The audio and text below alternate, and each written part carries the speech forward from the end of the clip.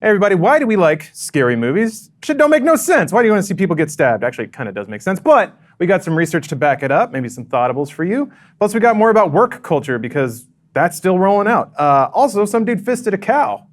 That's exciting. This might be the best podcast ever, so keep listening to this frightening bowl of dude soup. Nailed it. Whenever Omar nails that timing, Fucking nailed it. feels good. Good. Gotta take a drink. Yeah. Oh, if only this podcast didn't happen at 2 in the afternoon. We're supposed to be like sober. Fair enough. Oh. All right, let me introduce my panelists of expert horror enthusiasts. Got Alana, favorite movie is Mulan. Pierce, I'm gonna keep trying every week. Elise, favorite actor is Tyrese Willems. God, how did you know? I mean, This it's is everyone's the first favorite week actor. and you got it. It's Oh easy. my God. Since that shot in Too Fast when he punches out that window, you're like, damn. Then there's also John, favorite food is prawn. Holland. Yeah, I had to change my Twitter bio. I didn't want Whenever you to know someone that. says that, I get very confused because we say prawn, and then when you say prawn, I think of porn, but with the R in the other. Very confusing. Prawn? Prawnhub.com? Oh, I see, like PR0. Yeah. Makes sense. Like a Funhaus title. I've always been wondering what the difference is, because in America it seems like if they're small they're shrimp and if they're big they're prawn, but they're not different Yeah, I animals. have no fucking idea what shrimp is. They're tiny I think it guys. might just be prawn also. I don't know. Basically, it's small prawns. All right, this podcast is brought to you by 3 sponsors. Dude Soup is brought to you by Burrow. Burrow makes clever, uncompromising furniture for modern life at home. You can also get a Dollar Shave Club starter set for just $5 at dollarshaveclub.com/dude. And Robinhood is an investing app that is giving listeners of this podcast a free stock, like Apple, Ford, or Sprint, to help build your portfolio. You can get that by signing up at dudesoup.robinhood.com. So thank you, sponsors. Hear more from them later. First of all, I'm really fascinated by this article. I got a little horror compilation to throw up in the background. Yeah, there we go. Hopefully make sure that's muted. All right, so this is an article that I found on Broadly, which is like a subdivision of Vice. But essentially, it's the headline is "Why Some Anxious People Find Comfort in Horror Movies." So this is something that I've been just really curious about for a very long time. Namely, and this is also super anecdotal, but in my life, the people that I've known that typically are the most just like anxious and scared of everyday phenomena, and I'll get into more detail into that in a minute, but they also seem to find the most catharsis in horror. And again, super anecdotal. I think in my personal life I can think of maybe 4 examples. But this article caught my attention because it seemed to provide some sort of scientific explanation for why that might be. The author, who herself has a high degree of anxiety, noticed this in herself. Like, I always find horror movies to be particularly cathartic and comforting. So she talked to 2 doctors who were doing studies on the matter. Here's a couple of quotes for you. Quote, "Exposure to horror films can be gratifying when the negative emotions caused by the film are manageable." Dr. Matthias Claassen said. Claassen has been studying the psychological effects of horror movies for over 15 years. Continues on, quote, "Moreover, there's a psychological distance when we watch a horror film. We know it's not real, or at least some parts of our brain know it isn't real. Other parts, ancient structures located in the limbic system, respond as though it were real." Goes on to say, "I'm not surprised to learn that some anxious individuals find horror films therapeutic," he said. "The genre allows us to voluntarily and under controlled circumstances get experience with negative emotion." So yeah, for me, horror films were, it's odd. I find like a weird amount of anxiety going into a horror film, but once I'm in it, I'm like, oh, this is just fun. But it is almost like a roller coaster type of feeling of like going up the hill. I don't want to do it, but once I'm in it, I feel okay. Whereas other people are super amped to go and experience that intensity. And they're often let down. Well, I'm the opposite, okay? I don't think I'm an anxious person really at all, but I love horror. It's my favorite genre of all things, including games, movies, everything. But I will be, I guess, kind of nervous going into a theater, but then I'll usually be excited, but I'll stay nervous the whole film. So like I can play a horror game and have to pause regularly or like look away from the screen sometimes, but I love it the whole time, but otherwise don't feel anxiety. So I wonder if it's because it's the only experience I have with anxiety? Maybe. Do you think that's why it is? Or what elements of horror do you find engrossing or interesting? I think my favorite thing about it is mystery, because a lot of horror is based in mystery. That's true. So anything where I can't easily predict what's going to happen, I'm generally going to enjoy more. And like generally my favorite horror games are things like Silent Hill PT or like Resident Evil, where there is a safe space of some kind that you know that you can just sort of push towards getting to. And then once you leave that room, you have no fucking idea what you're in for. And that's the kind of thing that I like. But Elise, your favorite genre of movie is horror as well, right? Or do you just like them a lot? I think I exist on either end of the spectrum. So I either like really, really funny things or I like very scary things. And mystery is a big part of what I love too. Yeah. Interesting. Has there ever been a movie that combines all those things in a great way? I mean, I think, like Alana said, most horror movies have some element of mystery that you're unpacking the plot. If they don't, they're probably bad. Yeah, if there's nothing like, to "Oh, what's unpack, going on?" it's probably not a very compelling plot. Are you a horror guy? No, I do like horror, and it's funny. I feel like the horror movies of the last 10 years have kind of tried to like meet both ends of that spectrum that you talked about. Of like, hey, here's these funny moments that kind of. So you can turn back towards the screen, but then we're going to scare the shit out of you. Well, Get Out is a good example of not necessarily a horror movie, but a Social horror. thriller, yeah. Yeah. As Jordan Peele. Is that what he calls it? Yeah, That I makes believe sense. They call it social horror. But it's also very funny. And they like Yeah. actually manage that pretty well. I guess I count Cabin in the Woods as a comedy. yeah. But Dark comedy, maybe? it's sort of horror-ish. I know what you did last summer kind of had like this. Yeah. Yeah, to I it. don't like So- Scream. The Scream movies are very funny. Yeah. Scream, that's what I meant to to say. at a minimal level, but I mean, I like stuff when stuff's really like dark and terrible. Yeah, and so do I. I think I actually get more uneased. I don't really find a lot of horror like that scary, and maybe that's desensitization to it. Like I think either your article or one of the like a bunch of other articles, because like I was researching a bunch of the other articles about anxiety and the correlation to horror, talks about like when you are doing aversion therapy with somebody and you're stimulating the amygdala, which is the like part of your brain responsible for this, it's showing someone the same visual.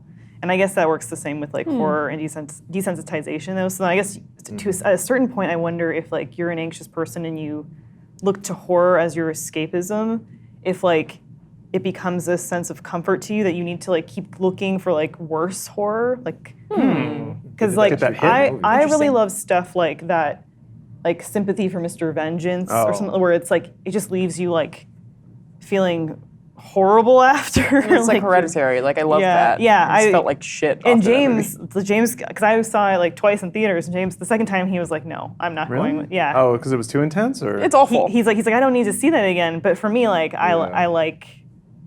I don't. It doesn't bother me. And it's the escapism thing where you're getting out of your own head. Like your problems are dwarfed by watching. It becomes like a flight or fight, which is a lot more, I think, bigger problems than does that person like me? Are they judging me? Like, when you're an anxious person and you're like, you know, okay. you're It gives you a wondering if perspective. yeah, I think it's just total like removal from what makes you anxious because your mind is so stimulated. It's kind of meditative. Makes sense. Yeah. Yeah, it's Well, that's what it is, like, I think I probably because just you're like the doing this. adrenaline, honestly. Yeah? But I don't It's know. a chemical thing too, because James and I talk about this too. And his thing is like, well, I'm sure it's like a dopamine rush or whatever. Like you go to the gym and it's the same kind of Yeah. response. Yeah. Because it's funny that you brought up those particular movies. The only because to me like the slasher paranormal aspect always trends towards comedy because there's something You guys haven't fantastic seen about Halloween yet? it. Yeah. The new one? No, not yet. Because there are moments in that are funny. Yeah. there ought to be. The little kid is great. Oh yeah. This is Aww. the best part. He was a really good actor. Yeah. But for me, the thing that I find the most terrifying are the ones where it is just human beings being as awful to each other as they possibly can, like the Vengeance trilogy, Green Room. The Strangers. That was my. Oh, yeah. That was just no jump scares, no nothing. It's just people just like you knew they were coming. Yeah. They just kind of and also they broke a lot of rules in that movie. But yeah, I just don't think people I've seen being any of the absolute what worst. you just listed. That is Oh, you haven't Jeff seen the Vengeance Bridges' scariest movie. Really? Those are the I worst. don't know how I know that, but it is. Sympathy for Lady Vengeance is brutal. Yeah, though Mr. Vengeance bothers me more because Yeah? there's. Well, I don't know if can I talk about this? Will it spoil it for you guys if you haven't seen it? I haven't, but it's fine. I feel like it will. It's Movies are a bit on the old side, right? yeah, they're older.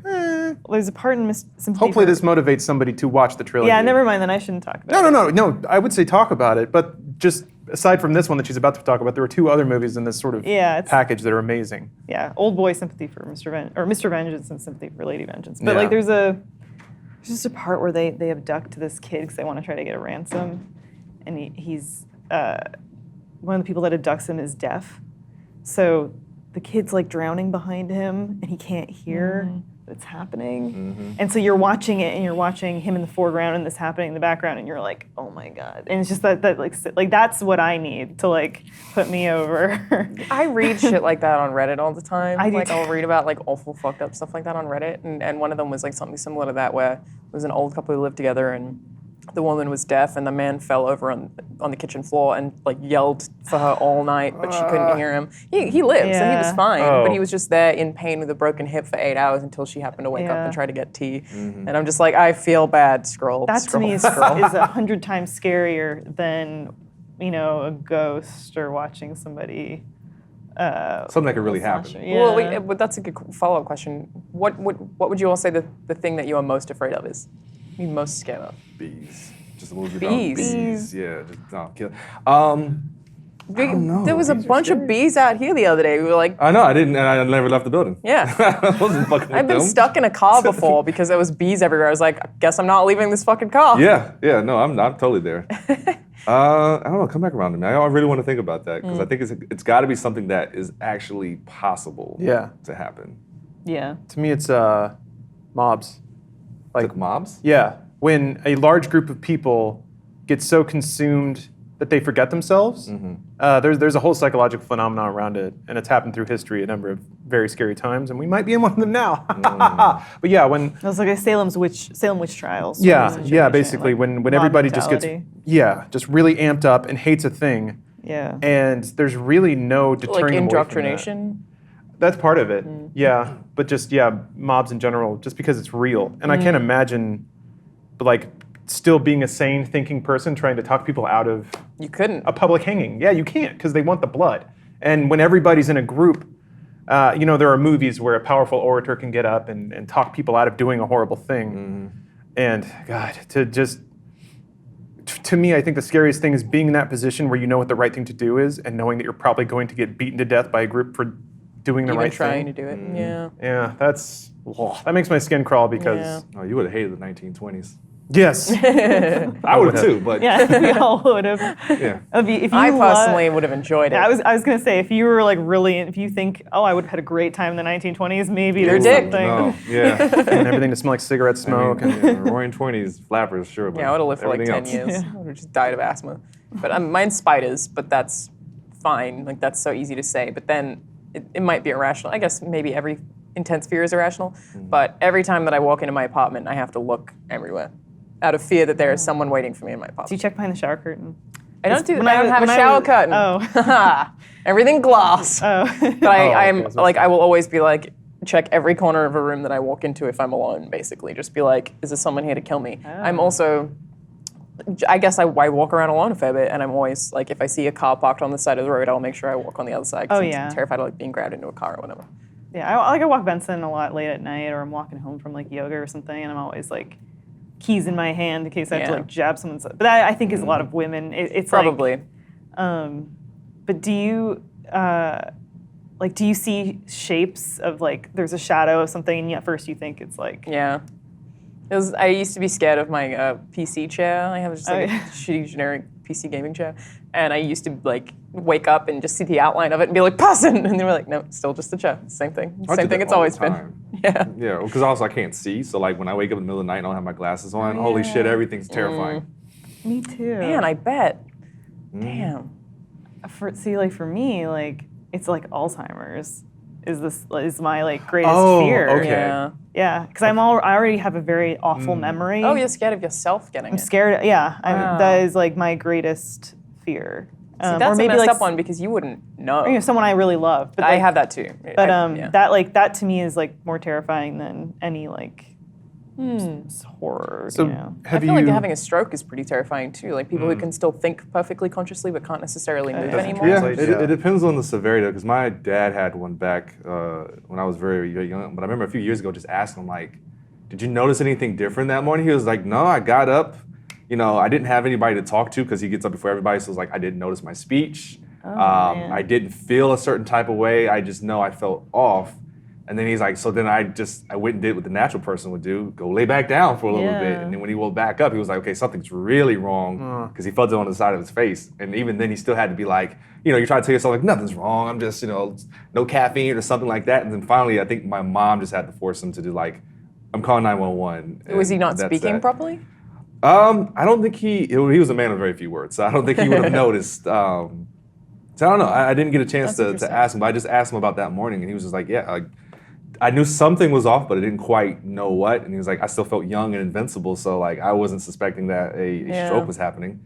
Yeah. But that runs on his side of the family, just like Alzheimer's runs on my mom's side of the family. So I've got these two things trying to, which one's gonna win? I don't know. My granddad had like 20 strokes and was always fine. I think that taught me a lot and be like, oh, he had a stroke. And everyone would be like, is he okay? And be like, yeah, he's fine. Yeah. He went to hospital, he's chill. He's Varying levels. very lucky. Yeah. There was one time where he tried to break out of the hospital though because he was convinced that they were like imprisoning him. Which like he just he was a fantastic human, love him to bits, but there was just one day where he went insane and tried to break out of the hospital and like stealth his way out of there. And they were like, what the fuck are you doing? He was like, you can't keep me here. I was kind of hoping he just was like, today I'm gonna break out. Yeah. It might have been. Yeah. Hopefully it was more a wild adventure than I think he was on drugs or something. I don't know. Dementia. Oh, okay. Yeah, it definitely wasn't dementia. He was totally fine. He just tried to break out one day. Yeah. Man, I guess that's another one of my particular fears is that moment when something breaks in your body or your mind and you know that it'll never get better. Which I guess Alzheimer's is kind of a factor of that. But as somebody who's like straining to achieve a normal physical life, basically after being overweight for most of my life, I'm terrified that it's going to hit exactly when my body hits a permanent downslope. So if I ever do something stupid and like twist an ankle and I go to the doctor and they're just like, yeah, it's busted for good. That's it. Yeah. You just have a bad ankle now. There's nothing worse than being 30 and then having that realization that you wish you'd taken care of your health the way you do now and then when you were 20. Yeah. That's why I'm flossing. You got to floss. Yeah. James, always on me with the floss. Well, this is one of the do things it. that you alluded to, Elise, in regards to the amygdala and like the desensitization, how that can be therapeutic.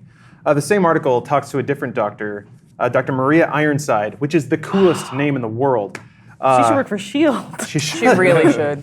I'd read her comic book. Always pulling a gun. I even slapped my. Didn't need got to so slap excited. a computer about it. I'm so once. Jesus excited. Christ. Also, I can't tell if that's an on Law and That's Release. probably mine. I malt a lot. That's all right. Sorry.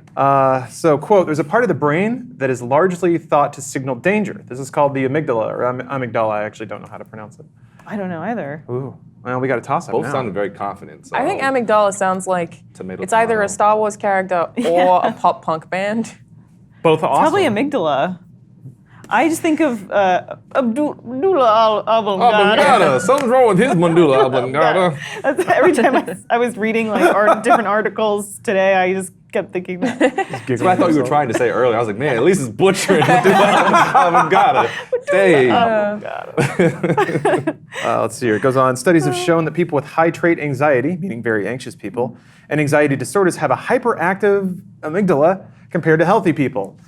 Research shows that if people repeatedly see a picture of a fearful face in an experiment, their amygdala reaction to this decreases over time. In exposure therapy for phobias, patients are exposed to the source of their phobia, closed spaces or spiders, and over time learn that it is not associated with a negative outcome and hence become less fearful of it. This is similar to your scary movie idea, though I'm not sure it would work, as I think this kind of approach needs to be more targeted to specific fears. I guess it's like fear of public speaking. Like the more you do it, Yeah, but you have to kind of step your way up into Yeah. it. So speak in front of one person, then two, then five. So this part was interesting to me because trying to decide how anonymous to be. There is a person that I talk to extensively about issues of anxiety and things like that. Also has a deep love of horror. And the way she described it is something that I later understood to be called catastrophizing, which is that in any point in your life, any single event or consequence, your brain takes it and runs with it through every possible negative outcome, ending at the worst possible thing. So it's something like... It's like Doctor Strange, but real shit. Yes, yeah. Just anxiety. But not even the one possible outcome where you went against Thanos. So it's like, you're late to work, you're gonna miss a meeting, you'll get fired, you Yeah. won't be able to make rent, you'll be unemployed, Yeah. you'll be homeless and die on the street, all because you missed an exit on the highway. Very anxious people will like have a test coming up, and they'll think of all the negative things that could happen when really they should just focus on studying for that test. Right? Yeah. You know? It's logically more productive, but I could, given that I'm like kind of connecting all these wires in my head, it makes sense that someone who does that habitually, where it's not a specific fear, it's just the tendency of the brain to run wild and think of negative outcomes. In horror movies, they're all negative outcomes. Everything is catastrophized. So it's like you go to a cabin in the woods, and yes, of course there's a slasher there, and of course they kill all your friends and then you, because that's what your brain normally thinks. So I guess in some way, to see it, feel those emotions, and then walk out of the movie theater and feel okay, I could see how that would be therapeutic to somebody Yeah. who routinely imagines the worst in all situations. Hearing that just makes it suck that so much of education or even workforces doesn't take things like anxiety seriously. They're just like, harden up, you'll live with it. But if that was your thought process all the time, that'd be extremely hard. Like, I have a friend who definitely has anxiety to the extent where even if he likes a girl, he will never do anything that would indicate that he liked her because he's so terrified that it could happen that she would think he was creepy, and then like he would have like ruined everything by being a creep. And it's like, but you can't think that way. Like, what if you just asked her out? And he's like, but what if she thinks it's creepy? It's like, fuck, man. Like, I don't know how to help you. And he'll just like a girl, but never fucking tell her. It's not like you described he's me like- in middle school. Yeah, I think every young dude goes through that phase, and I get that. So there are people who are, I guess, fighting back against the culture of women speaking out because it makes guys feel bad, and that sucks. It's possible to manage that anxiety while still being yourself and talking with people, as long as you just have boundaries in mind. But I definitely understand the like aspect of it's easier to clam up and not make anything uncomfortable for anyone else. Yeah. Yeah, because if you As blow opposed to it, putting like yourself out there. that's it, you know. And Yeah, and then you just want to go die, and like you want to apologize, but that makes it worse. So it's like you're Yeah. fidgeting. I'm sorry, but you're pretty. And they're like, oh, it's the worst. Yeah, I Absolutely the suppose. worst. And you will never meet another woman. Ever. Never That's ever. the only woman That was the exists. perfect one. yeah, you plotted your life And- already.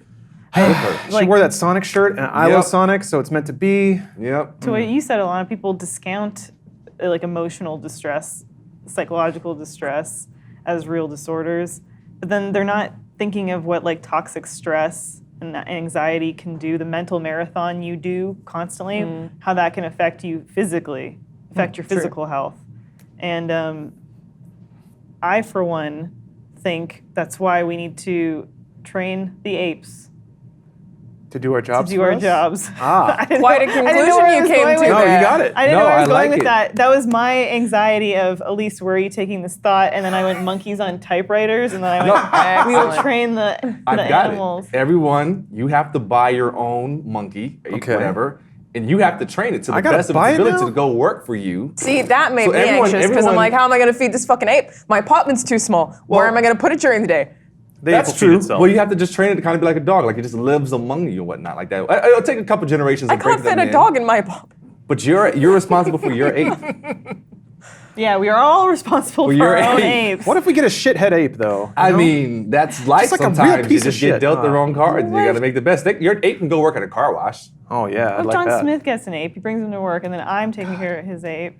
John Smith's ape would be the coolest. Hold up. It'd roll in wearing Just a to be Hawaiian clear, shirt we're every day. not bringing back slavery, No, correct? no, absolutely Okay, not. good. You said work at a car wash, and I was like, you're making it a job. Does it earn some of the money? We are equal. No, well, no, because ape doesn't have an economy to really spend money in. They just get bananas and back rubs, so like they're cool with that. All right. I could live in that economy, to be honest. Don't know how we got Potassium, here. No, but- that all happened because I had anxiety and panicked, and my brain went, your brain right now is just a bunch of monkeys on typewriters smoking cigars, not, and all the pages they're pulling out are blank, Elise, and then I articulated that. Beautiful. So that's, But I it went is to the a good worst. point, and it's like a thing that I feel like people are becoming more aware of slowly. Yes. That, you know, I think that's a thing so. that can affect people very seriously and that you should take it seriously. And if someone says, I have anxiety, it's not like, don't be anxious. It's like, no, I have anxiety. It's a different Rooster thing. Teeth, for the most part, is the company working toward that. Yeah. I feel like I have chronic fatigue, which means that I'm just fucking tired all the time, like all the time. And sometimes people will be like, you should sleep more. I'm like, doesn't matter. Doesn't I could matter. faint one day and it'll just happen. Like, it doesn't matter what I do. And I feel like every company I've ever worked at, because I'm younger, has always been fine with it. They're always like, you're tired all the time. I understand. Like, Yeah. it's a thing. I've never is- worked anywhere. It's too like a corporate. core empathy problem. If somebody says this is what life is like for me, and somebody says no, it's not, Make it different. I guess I have encountered individuals who be like, sleep more, eat more, and like it doesn't matter. Like there's nothing I can do about it. I'm just like, all right, well. I think we're more knowledgeable and I guess understanding because now it's okay to kind of talk about that type of stuff and you realize you're not the only person in the world. Like that kind of helped me get through my anxiety that I had for like 1 year in high school. I don't know what triggered it, but I was like really bad anxiety to the point I would shake in public. I was thinking everybody was looking at me, and then one day I just had to sit there and be like, this is so stupid. And once I said that to myself, like it just kind of just went away. Now I still have anxiety, like I sweat like crazy. Even though I don't feel nervous, I just drenched in sweat by the end of this thing, and I'm just assuming if there's any anxiety left, it's just that way it's manifesting itself, I guess. But I didn't realize it was okay to talk about those feelings until like maybe just a few years ago. I was like, oh, you went through that too? Oh my God, that makes me feel so better. I just thought like something was crazy wrong with me, but no, it's anxiety. When I had depression the first time, I was clinically diagnosed. I think I would have been 19 or 20 or something, and I had no idea what was happening to me until my mom walked into my room one day and was like, why haven't you got out of bed yet? She'd like gotten home from work at like 5 p.m. and I was still in bed. And I said, why? I was like, why should I? And she was like, okay, you have depression. This is a fucking problem. And I was like, yeah, you're right. But like if she'd never pointed it out, I just would have spent like several years just not doing anything. Just like, it's like I talk about that period of my life like it was static. Like I don't remember most of it, don't know who I was, just nothing happened for a very long time. I just was in bed playing video games, no reason to leave at any point. And I think that if I hadn't had a figure of authority be like, this is what's happening to you, get the fuck out, then I would have like just stayed that way. And I guess that means I was lucky. And it's good that you were able to listen to them because most people are like, no, I didn't that's have a not choice. me. She was like, get the fuck out of bed. And I was like, oh, okay. Yeah, I feel like most people would be combative. I mean, I don't know. I think I might have been younger, Any of you ever actually. been combative about 17. somebody kind of diagnosing you with something that you don't think is Yes. possible? Personally, People on the internet do that, and I'll be like, fuck you. Yeah. I guess I went through all that stuff pre-internet or before I was even seen on the internet.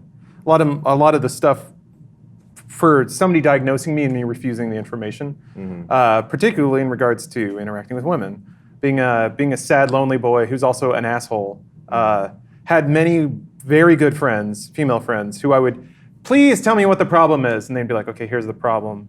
You're an asshole. And I said, that can't be the problem. I refuse to acknowledge that. It basically was that for about 4 years. And then, yeah, kind of like you said, I don't know how the brain chemistry lines up. But one person says the right thing at the right time, and it just, whoosh, suddenly your galaxy brain. And that was a shitty moment, because then I realized, oh, I have been terrible to a lot of people all these years, and I have a lot of apologizing to do, and a whole lot of self-work to do before I can get to a place where I can actually approach another living person and say, let's spend time together.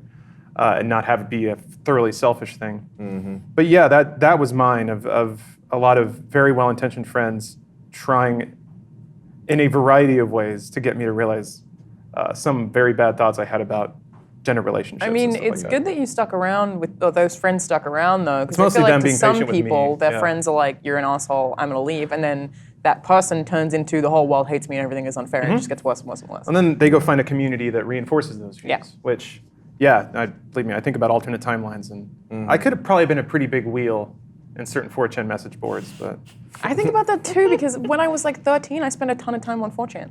I could have turned out to be a completely different person, which is kind of comforts me because seriously, I was like 13, 14, thought I was king of the edgelords, spent all my time on 4chan, was like, yeah, I'm so I get memes. Like, I thought I was so cool, and that's who those people are now. So if you want any comfort if 4chan is mean to you, it's that. That was me when I was 13. But it was like, I could have stayed on there and just turned into a complete piece of shit and just like went hard down that path, and I didn't. you're I want to alienating see our the 4chan alt audience. universe 4chan, you guys. Oh man. No, you don't. No, I you do. don't. It was there for a while. funny. The thing with, like, I regret about spending so much time on 4chan is the shit that I've seen that I can't not see. Because they have these, like, beat the internet challenges where you try to watch really awful stuff for as long as you can. And I was like, yeah, 14, I fucking got this. And it was terrible. Like, I've seen a lot of awful stuff that will never not be in my brain. And I'm just like, I don't want it. I don't want to see it.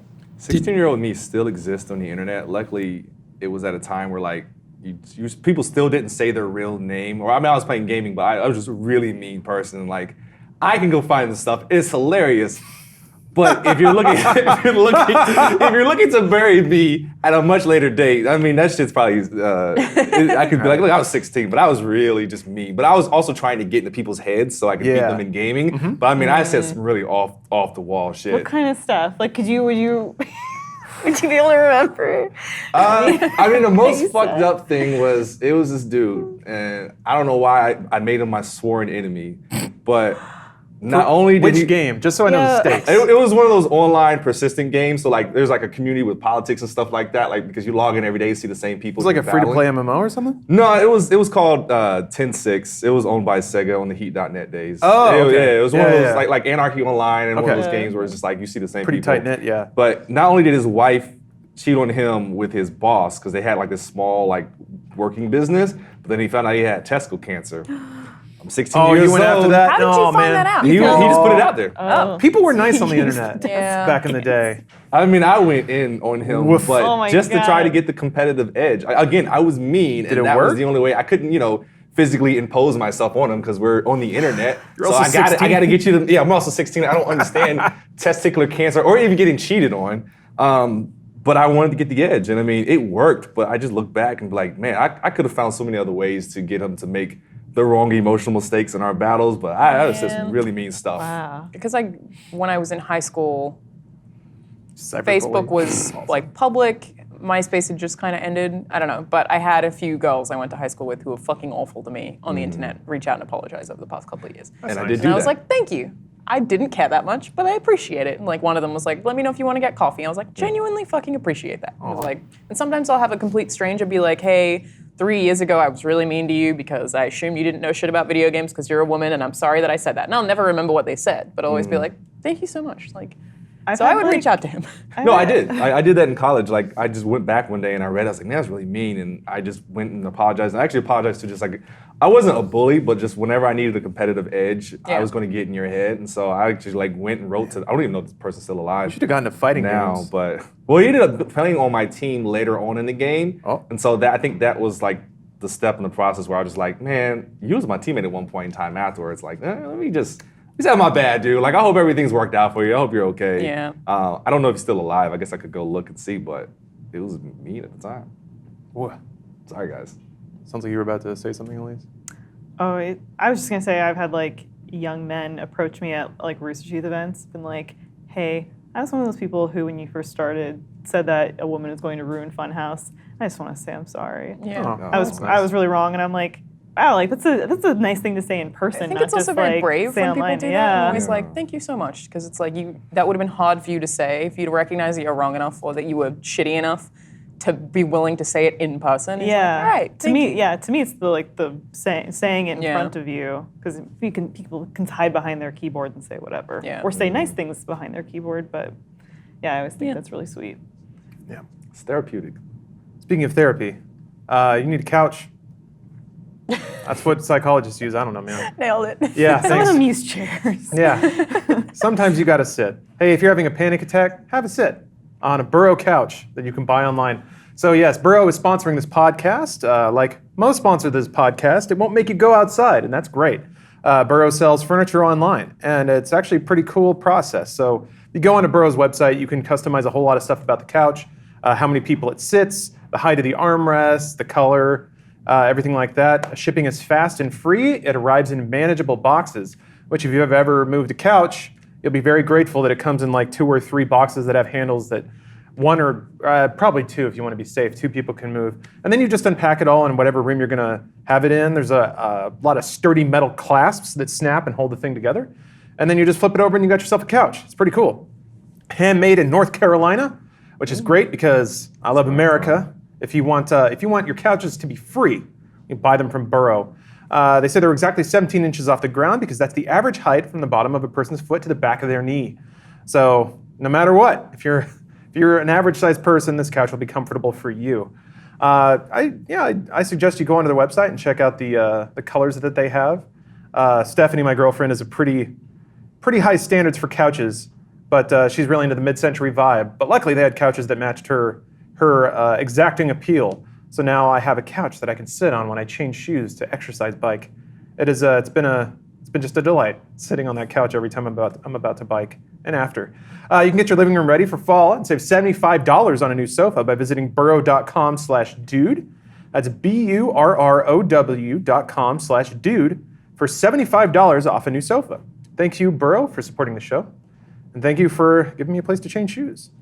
Because otherwise I'd just be sitting on the ground. Sitting on the ground in a bare, empty apartment. Can you guys sit Indian style anymore? I can't. It's called crisscross I think I'm applesauce. doing that. sorry. I'm No. doing that right now. Yeah, I absolutely can. Oh, nice. Can you? I think Like, I can. I want to see if I can weave my. oh, you like pull the ankle up? Yeah, I can do this. It's with just that. not as. I've ever done I guess it. I can do it. It's not comfortable. So I'm used not to be comfortable able sitting to. like that because of the various problems that I have. I'll lose circulation in my legs. So I'm always more comfortable like this. Got you. Well, I just like my back sitting like Yeah, this. it just could be that feels- too. Let me see. Like I think there was like a Google Trends or something, or maybe this podcast where I sat like this because it just feels good. People were like, "Look at her sitting like a maniac." I can't. I don't think I can do that good. crisscross bullshit. It's not comfortable to me anymore. And my legs have gone numb too. That's why I get up and walk around so much. Well, I did have someone on the comments not that long ago be like, I hate that she has her shoes on the seat. And I'm like, Man, Well, I'll clean them if you I'll, want. I'll tell you this: like in Canada, we take our shoes off when we go into a house. I don't We care do the same. yeah, I don't you care were. who you are. Thank you for watchdogging on that, by the way. No, but like my friend Neil, he was like visiting me here, and we went into my apartment, and I left my shoes on because like everybody, especially in California, leaves their shoes on. And he was like, "What are you?" He's like, "Ellis," because we call each other Ellis and Nellis. He's like, "Ellis, what are you doing? You leaving your shoes on?" He's like, "You've changed. You're American now. Well, you were the one who was on top of us about that in Vancouver. You're like, shoes off. Everyone, Yeah. take your fucking shoes off. Yeah, because I was like, wait a minute. Oh my God. I had a moment where I'm like, oh no, we're in Canada. Yeah. You have your shoes. We walked into the Airbnb, and I don't think I've ever seen Elise that activated. She was scrambling from room to room. Well, also when I Canadian saw it was an activated. Asian family that owned Yeah, it, I was like, so it's- oh that's yeah. like two on Oh, top double of shoes. Oh man.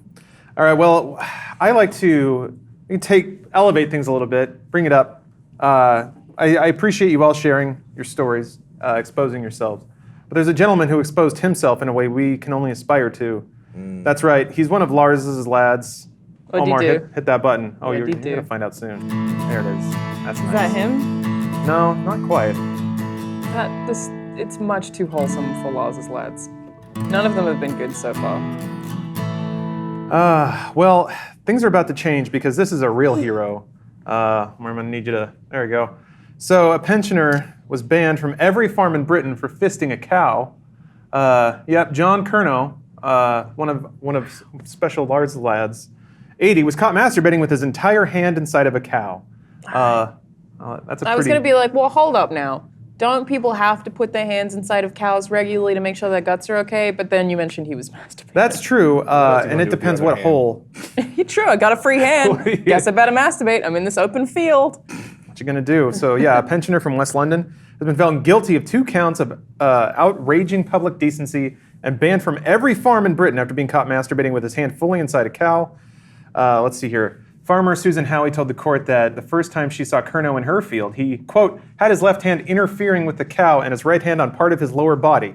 He was masturbating. You could see it moving up and down, and his trousers and his boxer shorts were at his ankles. The second time, said Howie, Curnow, quote, had his whole hand inside the cow. And when he'd realized he'd been rumbled, which is an awesome word, quote, he grabbed his trousers and boxers and he ran for the stile, and he actually fell over the stile because his trousers fell down when he was trying to get over it. Oh, poor guy. So, How easy is that to do? Did the cows not protest? They don't care? Maybe they're you're used gentle. to it.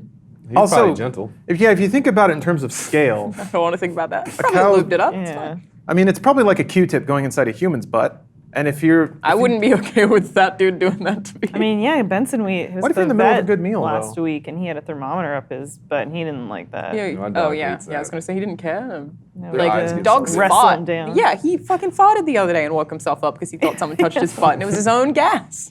Come on, Benson. Maybe this man saw every like horror movie. This is where he needs to go. Maybe Yeah, he's seen what Alana has seen on 4chan. he's too desensitized. Sometimes you just gotta comfort yourself by putting your hand up a cow's butt. It's probably really warm. Do you think is it the cow or the sensation of his hand being someplace warm while he's masturbating? I think it's the sensation. Because then I would just get him like Okay. a large pot of honey and just like here. Yeah. Yeah, microwave this. Yeah. Jam your hand in My there. guess, having done a small amount of research into kinks, very small amount, feel free to correct me, is that he's probably turned on by the fact that what he's doing is incredibly wrong. Okay. Or do That you think it's- he's switching hands? You're warming up one hand, and then switching it out. I think it's probably a little more intense than that. Cramming Because it if in it were nature's that, pocket? wouldn't you just like heat up some honey in a microwave or something? Like get some Yeah. self-heating lube or something. Vaseline Well, and go to town. probably not getting the cows off, right? I don't think so. I think it's probably that he's like, what I'm doing is disgusting. I am inside of an animal. I'm not allowed to be here. I mean, cows don't mind. Think. Don't. Seemingly. Yeah. Let's see here. Yeah. After the pensioner somehow managed to escape Mrs. Howie twice with his pants around his ankles, he allegedly went back for more and was spotted by two sisters who watched him from 150 yards away try to have sex with a cow for up to half an hour. Oh, okay. That adds a separate layer. After watching for some reason for that period of time, they called the police, who apprehended Kerno nearby. I do like the 30-minute gap where they're just like, is he going to do it? Yeah. He's crawling up there. No, he fell This off. is kind of messed up, but when I was a kid, I was at a bus station, and there was a bus parked like on the side, and I was sitting on the seat. Like it was parked ready to go. And there was a bus driver sitting in it, no one else on it because it was parked. And I could see him through the back door because he was sitting on the like seat, like that right next to the back door, and he just had a book.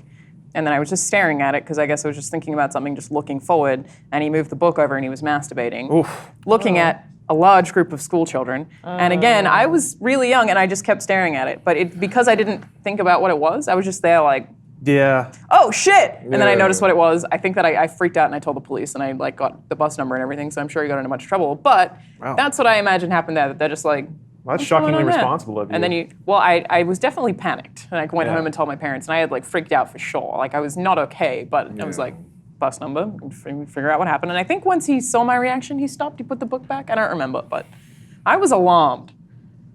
That's what I'm That's guessing alarming. has happened here. Okay, so is 30 that minutes are they just- were off the side. They're just staring at it like, is that dude fucking a cow? That dude's fucking a cow. And then they had the thing that's like, holy shit, that dude's fucking a cow. That it's like you don't quite realize something is shocking until it registers. That makes sense.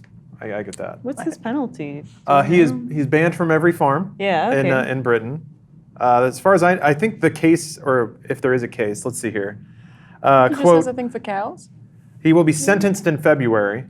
But, quote, why would I drop my trousers, he said. I never did it. It's their word against I mine. never did it. I never got behind that cow. Kerno was found guilty of 2 counts of outraging Honor. public decency, banned from every farm with animals for the duration of his bail, but has said that he's going to appeal the decision and sue the police, claiming he hasn't masturbated in 3 years because of the medication he's on. Smell my hand. Yeah. Doesn't need that much. Does that smell like a cow's anus? No. It smells like a man's anus. Honor, I rest Maybe my- the princess of wherever he's from had been kidnapped and he had to fuck a cow on live television to get away. Ah, Black yes. Mirror episode. That's the worst one. And also the opinion. first one. Yeah, it's the first one and the worst one. It's so weird. Like, I had 'cause to. it's- Well, One it- wallows in the disgrace of it so hard. No, it just doesn't give a strong message. Again, it's the unsettling. No, I mean it's like the worst. Like it's the one that makes me feel like My ugh. favorite episode, and the one that I think is the worst episode, is the one where you can recount everything with the contact lenses. That one fucks me up because it's like just a Yeah. dude who's a real piece of shit, like That one's looking that into one's nothing. rough too. Yeah, I- good show though. Great show. Don't watch the first episode first. I had to show like I was Noted. showing somebody Black Mirror and I skipped that first Yeah. one. So I'm like, she'll never watch it. if I Exactly. I'll usually be like, go back and watch it. Just Yeah. don't watch it first. Oh. I'm you- sexually active at 80, like he is. I know. I haven't seen Black Mirror yet. You should. I'm behind on every single TV show. I think the because- first season is fantastic. Yeah. Yeah, I'm behind on Black Mirror too. Because it came out. I go through these phases That where I stuff won't gets me, watch though. any TV don't like because I don't feeling- want anything to infiltrate my ideas as I'm trying to like plan things. Yeah, yeah, But yeah. then I'll that. jump back on because I want to stay, keep my finger on the pulse or whatever you want to say. Just know what's going on. So it happened in that period, and I haven't gotten out of it yet. I'm slowly getting back into watching all these shows. I really want to watch Haunting Hill House, whatever. That's it is. interesting. But I live by myself, and I keep being like, is it too scary to watch by myself? No. It's not No, it's because not. I started it with James, and then I have like problems sleeping a lot. So like I'll be up from 3 to 5 a.m. And so I started with him, watched the first like episode, and then I ended up watching all the rest of it alone because And it wasn't too bad? I didn't think it was. Because I had one friend who was Nah. like, do not watch it by yourself. I'm it's not that bad. like, okay. For context, there was a point at which because Stephanie mainlined it, she freebased it, and I enjoyed parts of it, but there was also a point where I was like, Stephanie, Black Ops 4 is out. Why are you watching this? It's like, just please play Kill Confirmed. That's way more entertaining. But no, there's a lot of good about it. There's also a lot of questionable things about it. Yeah, but no, it's Stephanie's worth so watching. brave. I thought Stephanie's it- awesome. She's so brave. a solid watch. Yeah. Yeah. For the most part. I don't really regret want to. watching it, although there were times where I wanted to be like, what are you doing? Why? Yeah.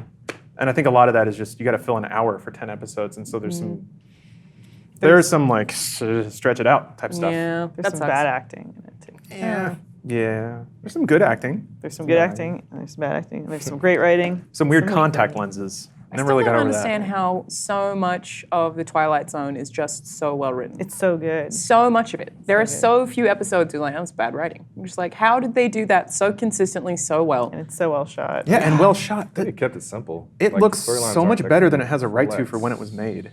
Some of them kind of are. I mean, not by like today. You have to write some really complex shit to the point where like if I look away for a little bit, I'm lost. Yeah. You know, I kind of lose Yeah. interest. And I also I'm distracted by so many Yeah, things. then they're Back often then, more you kinda grounded, I had a suppose. captive audience, and But it's still good though. Like Yeah. it's like if I even see an episode that I don't remember ever seeing before, I'll still be like, that was a damn good episode of television. yeah. I mean, I've only seen one Twilight Zone. That was the guy that just wanted to read alone. And Oh, then the finally glasses. got That's probably it, the most glasses famous broke. one, yeah. Although he could have read like this, but whatever. You're poking holes into the Try hard enough, but whatever, it's fine. Yeah, Whatever, Twilight Zone. whatever.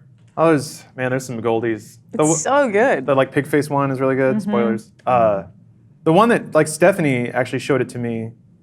Apparently, everything good in my life is because of Stephanie. But I agree. yeah, no. My life too. Otherwise, I'd be fucking tearing it up on 4chan. But there's an episode where, and it is super like modern sensibility of horror or suspense, where it's just these like 4 people wake up in a giant empty room and they don't know what's going on, and the whole thing is just them trying to figure out where they are, and this bell like rings out every so often, so it's this giant like mystery that eventually has a really interesting payoff, something that like is really lateral thinking.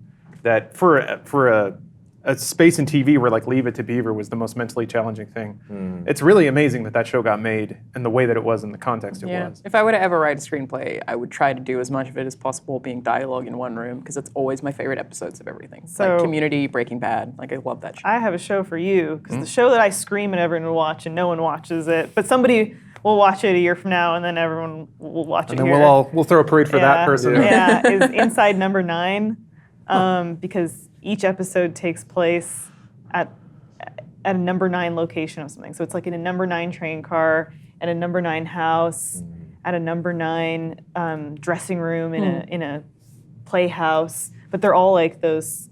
They feel like plays in that respect, but they're all like. Single set or like locked room. It's in love that kind a of restaurant, stuff. and it's the guys that did what's it called? Two English guys, and it's anthology, so like it's all different stories. But they have like very Twilight Zone-esque vibes to them, and they I just did their love 4th that kind of season. stuff. You're getting a lot of support from chat. Do they like Inside Number 9? Yeah. Oh man, I feel like Adam might have mentioned it to me at some point. he probably did because I've been If telling. Adam likes it, I'll watch it. Yeah, so he's. Oh, Adam likes it? A couple. Adam. I think like a couple months ago, he finally was like, "Oh, I watched an episode of that show." Yeah. But yeah, because I've been getting on him about it for like a couple years, and it's so good. Because that stuff it's harder to write, and I think it's probably just because I like Shakespeare so much that I love anything that can tell an intricate story in dialogue. That it's like that's the exact same thing when you're forced into a situation that's in one room to try and create suspense just out of the conversation. I just always really love watching that. It's fun. This show, it's on Hulu. There's some good stuff like that in Maniac, where through dialogue, they're really good about dropping little phrases that make you go like, "Oh, what was that?" So Bruce has just joined us. Hello, Bruce. Hello. So G'day, Bruce mate. is going to talk about another topic we got coming up. First, I No, mean, there's mics. but at least had some shadowy dealings to work with. So you can. I don't know if you want to stick around, Bruce, but Sure. Yeah, you guys can swap out. But Well, yeah, we got mics. We're experimenting with another audio setup. Although I think for the stream. I unmuted them. Oh, okay, all right. There you go. I Well, didn't we'll even see know how it there works was a out. chat. All right, at least it's fine. I've probably been getting judged about Hi, that Liz. testicular cancer thing. Sorry, guys, I was 16. You'll be fine. Let's do this. But this podcast Appreciate your honesty. is sponsored by Dollar Shave Club. So Dollar Shave Club would like you to know that no matter what you do in the bathroom to get ready, Dollar Shave Club has everything you need to look good, to feel good, and smell your best. They have amazing shower products, hairstyling products, toothbrushes and toothpaste, and of course, razors and shave supplies. That's where they started, but they're branching out because they want to supply everything in your bathroom. Now, in the past, we had the Dollar Shave Club starter set, which came with little samples of all of their products. They've actually kind of changed that offer a little bit. So now they have multiple starter sets, each of which cost $5. So they have a razor starter set that has the handle, a 4-pack of cartridges, and a 3-ounce trial size of their shave butter. So that gets you started on the shaving front. And if you haven't switched from shaving cream to shave butter or shave gel, you got to do it. It's great. You don't get like just wads and wads of shaving cream on your razor. It's really easy to see what you're shaving too, as opposed to just kind of going over it and missing spots because they're all covered up with white foam. They also have a shower starter set. So that includes a 1 ounce of the body cleanser, a 1 ounce shampoo, and 1 ounce daily face cleanser. So if you want to spice up your game a little bit, aside from just bar soap and basic shower utensils, shower cleaners, you can go with that. It's just also $5. So whenever you go to dollarshaveclub.com/dude, you get to pick from one of the two or both if you really want to splurge on yourself and get little samples of everything they got to offer. I'd recommend it. I was a bar soap guy for a long time, and bar soap will always have a place in my heart, but I've been experimenting out a little bit. More sense, more experiences in this world. Sorry. You just sneezed and I'm trying not to, and it made it Oh, worse. no. Let it go. Sorry. Don't, stifling that stuff hurts to hear. But yeah, you can get those starter sets at dollarshaveclub.com/dude and give a little spice to your life, a little variety. $5. That's cheap. I think I'm actually going to sign up for it. That is really good. And I'm all about different soaps for different parts of the body. Oh, yeah. I don't mix them. No. You are? Bar soap for your Interesting. privates, body wash for I your see what you body, mean. face wash for your face. Yeah, just, How come? Well, I the don't idea of people using cross-contaminate. You don't want pubes all over your But wouldn't bar the soap soap? self-clean itself? I don't know. It was questions See, I I asked. think Rinse. that too. But Just give it a rinse, Yeah, dude. because it's all just little No, tiny but- layers and things. But I just wonder. But shower heads are super dirty. Like, even the water you're washing yourself with is full of bacteria. You can't rinse anything under a shower head and be like, it's clean now. But we seem to be fine, though. I make it through every day. Sure, but your bar soap's still pretty gross. It's I just don't the think it's extra not. precaution. Because even I think about like just leaving the soap there after the shower and coming back, later in the day. I'm just like, man, how much fecal matter has been flushed on that thing? Like I don't know. So I just try to separate What are you doing in your everything. shower, John? Listen, man, I've been there for like 45 minutes. I got a lot of time on my hand, Bruce. I got to fill that gap. I respect that. Yeah, but the thing is, like, getting razors routinely is smart because I never buy them, and then like I'll have a razor that's gotten rusty and be dull like, razor. Well, don't use that. well, shit. Scraping don't I'm use just that. like, layers never of skin mind. off. Yeah. Yeah. That's when I get all those nicks. Harper asks if it's for new customers only. I'm actually not sure. I can go to the website, but I guess I haven't really checked out through it, so I hope it's not for new customers only. They didn't really specify in the ad copy, so I'd say go check it out. Try it. Who cares? Just give it a fake email. Actually, they might get mad at me for saying that. We'll see. Let's see if I get a spicy little email. All right, the reason I wanted Bruce to join us is Bruce manages us. Does he have something to read? Oh, no. No, not this week. I wish. No, I got a couple banked up, but I wanted to shout this out. So, that was a weird sound. So Jason Schreier put his little Schreier. journalism boots. Schreier, sorry. It's fine. He put his journal boots to the ground and did some pretty good reporting, actually, on the whole Rockstar Crunch thing. He does do that. Yeah. So this situation was weird, and I wanted to kind of follow up from last week. So we were a little downplaying, might be the wrong word, but I think we tried to offer a different kind of perspective on work culture and overwork, especially in a position that is seen as enviable if a lot of people want to get into it. And presuming that Rockstar is the same way, I thought we could identify a little bit with that. The quote that kicked this whole thing off was specifically referring to a small group of people that were voluntarily working extra hours on this project to get it done. And in that context, that was the sort of identification that I was trying to provide last week. It has since branched out to cover all of Rockstar and basically all of games development in general to sort of provide a new swelling of censure about overwork or long hours or things like that.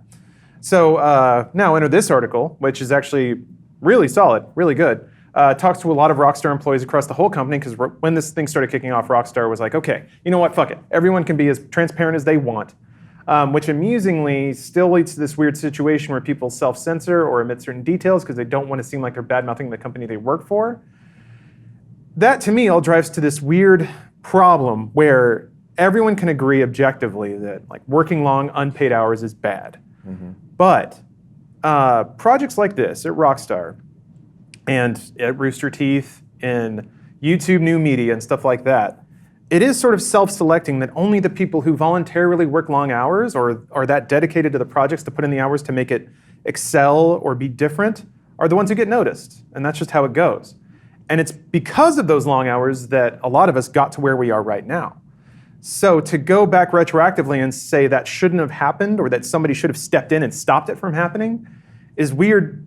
Like, I don't know where that solution lies. And Bruce, that's primarily what I wanted to ask you about in terms of management is when, and there's no right answer to this, but what I'm really curious about is when you can tell that people are overworking or that they might overwork in the future, do you feel it's your responsibility to step in and cut them off and just say, go home? I mean, I can't cut people off, and that's sort of that's where I fell last week. And I'll sort of expound upon what I said last week, which was, because I've run into people that are really passionate about their job and will work really long hours or weekends or whatever else that they need to. Omar is one of them too. Omar will occasionally come in on the weekends, and I didn't even know he did it. And what I do as a manager is I sort of keep track of those people that I think are sort of on the path to maybe burning themselves out or getting close to like a small burnout or whatever. And then I talk to them as a human being and be like, hey, maybe you're on the way to pushing yourself too far. Why not scale back? Is there anything I can help you with? Usually is what I say. Is there anybody else that I can give you work to? Can I shuffle this off or make this easier on you or whatever else? If I get a no, I mean, that's what I got. I have a no. And at that point, if somebody says, no, I'm good, then that's all I can do. I can't control people. I can't tell you not to come in. I'm not going to tell you not to come in because if you want to, there are lots of personal reasons that people just want to come to work. For me, I've been through lots of hard times in my life, and I always use work as a way to get out of it.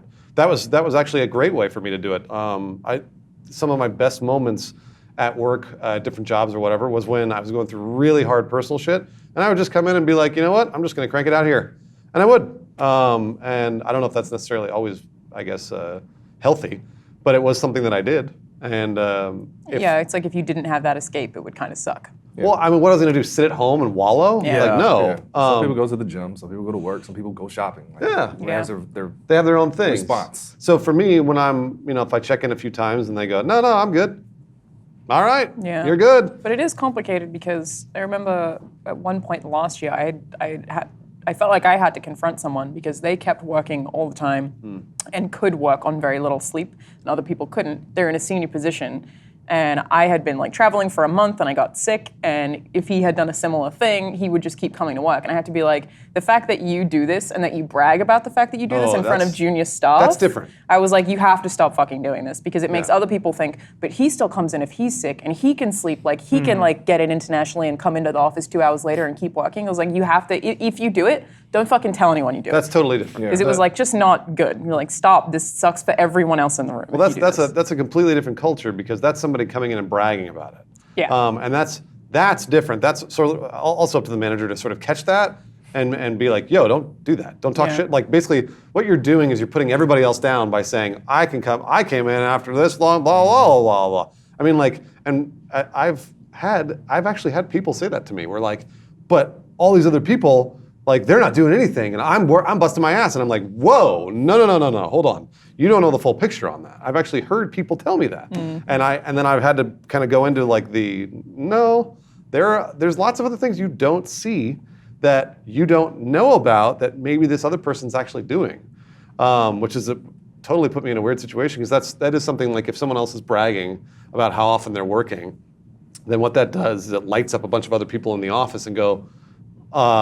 Either they get upset and go well, wait a minute, no, that's not true. I'm working really hard. Yeah. Or they go, I'm going to try and match up to that person and then come in all the time. Those are both bad scenarios. Those are and it's kind of one of those just keep your eye on the prize and stay in your own lane when it comes to those sorts of things because it's up to your manager to sort of keep track of what everybody's doing and what their time is like and all that other stuff. But that breeds a really bad culture. Yeah, I think if somebody's bragging about just constantly working or constantly overworking themselves, I don't know if that I would sit around and listen to that.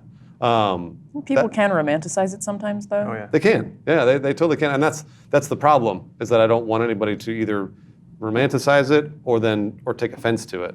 I'd rather just everybody trust that they are getting their work done. Yeah. And that they're actually working very, very hard, just like everybody else in the team. So that's up to me or Adam in some cases to keep everybody going down the same path and feeling like they're working around the same amount. So.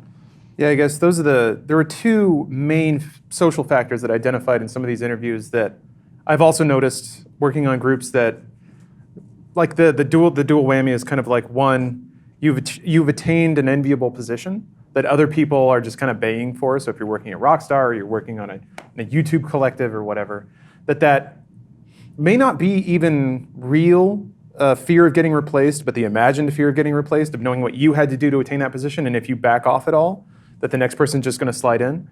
And then also that kind of like what you guys were referring to, this intoxicating feeling of being part of a group that is all just full gung-ho forward, and that, yeah, the leader kind of sets the tempo and everyone else chases to match. And then no one wants to be the first person to drop out, because that's kind of a social sign of weakness. So you guys kind of addressed the second part of it, of sort of massaging the social aspects so that the person who is sort of setting the marching pace, telling them to back off or at least keep it under wraps. But in regards to the first, I guess aside from just reiterating the like, hey, you're doing a good job, your position is safe, how do you then prevent people from working themselves to death out of an imagined fear of getting replaced? I've had to reassure a lot of people. That's just kind of what I just do, is I go in and, actually other than Lawrence, you two are relatively new hires, but a lot of the times I'll check in every few months and go like I've had people tell me, I'm really worried because I don't know that am I going to be kept around? Is Rooster Teeth going to be around? Blah blah blah. And I'm always like, no. Like I will be honest with you, and I'll tell you if there are problems with Rooster Teeth or whatever else. But for you personally, your job's totally safe. Like That's why chill. one-on-ones with managers are really important in larger corporate structures, is because you need to have someone that you can be like, I'm concerned about whatever reason. And hopefully that's something that I all sort of trust that you guys will take advantage of. You'll come to me and be like, I'm stressing out about this for the last 2 weeks. Like, what's actually happening? And then I can talk to you and be like, no, everything's fine. But I need to do that more often, actually. I need to just reassure people. I mean, me personally, I like the reassurance. I like when people come to me. I like it too. Yeah. I've had that rug pulled out from underneath me a bunch of absolutely. times. So So it's have I. like, let me just ask and just see, make That's sure I'm on the right path. That's a good idea. That's a good idea. I've been in the same boat. That's happened to me 100 times where I've gotten just laid off out of the blue, and I was like, what the fuck? I thought everything was okay. Yeah. So I don't, other than words, reassurance, I don't know what else to do there. Yeah, that's one of the ultimate questions I wanted to pass around to all you guys, is that it's very easy to, you're working like unpaid overtime? That sucks. Shouldn't do that. But in terms of solutions, that gets a lot harder. And certainly like having the right people in management positions to monitor the culture and make sure everyone's healthy, that's fine. But do you guys see any kind of systemic solution that a company could put in place, aside from just having the right people in the right places? Yeah, I was gonna say team composition is probably your best approach to it. You can't just pull anybody off the street with the rest. Like culture has to match. So I don't know, because some people are just super passionate. They want to come here and they want to work hard, and some people they just need a job. You can't punish the two. I don't know. Like honestly, I feel like Funhaus has very good team composition. Like I don't want to call anyone out explicitly, but at least two other of the companies that I've worked for, it has been clear that there are some people who don't do shit and a lot of people who do a lot, and that the people who are doing a lot are holding up the people who don't do anything, and that creates this really gross culture as well, because it's like, but that motherfucker doesn't do anything. Like, why am I having to, why are we getting the same salary when he goes to the gym at 3 and doesn't come back? Like, it's stuff like that I think Funhaus has a very good composition of that, and that I feel like if there was something that I need help with, I could depend on literally anyone and be like, I need help. Can you help me? And everyone else would be like, let's figure out how to take that off your plate. I haven't had that yet because I'm new, but it's still I feel like the balance here is really good. And it is probably largely hiring, making sure you hire the right people. But part of this article mentions adding the black bars to the top and bottom of cutscenes, really added on a interesting. bunch of work hours. They wanted it to be more cinematic, so they added on just that, like someone in upper management decided we need to add this on, which meant that you added more time. And that is, especially in the games industry, like in not the games media, whatever the hell we are, entertainment bullshit side of it, the actual games industry where they're making video games, you just need producers. People don't think about producers enough. It's like those people should be figuring out exactly, they basically manage the individual teams, like exactly what every person can do and how long it's going to take to do. And it's like, don't undervalue them. Don't just hire someone who has no production experience and put them in that role, which happens at a lot of indies, I think. So just use your producers as much as you can to make sure that you're managing timetables. And listen to what they say. Don't add shit at the last minute. And if you do, maybe delay. It's okay. So, but it's funny you bring that up because, in this specific circumstance, and I only presume that since you referenced that specifically that you read the article, but they do talk about how it's hard to argue with success, and when the Housers sweep in and make changes, if that's what they've done for their other games and their other games sell well, with maybe the exception of Max Payne 3, it's hard to say that. Max Payne 3. I know, I do too, but it didn't sell, which sucks. But when the demagogues of a studio come in and say, we have to add bars, it'll make it sell, and you've already delayed it twice, so it's like, do this, also we can't delay it. If your options are to quit or get through it, so and again, another issue was that if you don't work through the shipping of a game, you don't get in the credits, which is also a big deal for your resume. Yeah. I don't know, those are problems where it's like, I don't think there's a simple solution, and just, I think wagging your finger and saying, that is bad. Well, The thing but is, how do you and solve it? I understand it's kind of different for Rockstar, game's gonna fucking sell no matter what, right? You're Max adding Payne 3 black didn't. bars to, but it's Red Dead 2. Yeah, well, Okay, I mean, their trailers aren't like, here even are the compared to cinematic GTA, black bars we have. Red It's like Dead didn't sell GTA numbers. I don't know that this was like, will what, sell 4 GTA million? 5 numbers, No, it but won't. it'll still sell super well. Yeah, I hope. especially with the build up. The only thing I guess I want to impress, and the only reason I want you guys to talk about it, and I Yeah. hope you guys, is to like try to impress to everybody that it's not so bad. For us, I can't speak for them, but also that there's not an easy solution here, because in as much as this problem is created by very passionate people that sweep in and say we need to add black bars to things, it's also created by people who are working those jobs because they love the product and they want the product to be great, and they grew up loving video games too. So there's not a... I'm going to disagree with you saying it's not so bad, just because it depends on the context. For some people, it is terrible, the pressure gets to them, and then they burn out. It can be bad. I just want to clarify before anyone jumps on it. Yeah. But, thank you for doing that. As soon as I said it, I was like, awful. shit, that wasn't a good thing to say. I know what you mean.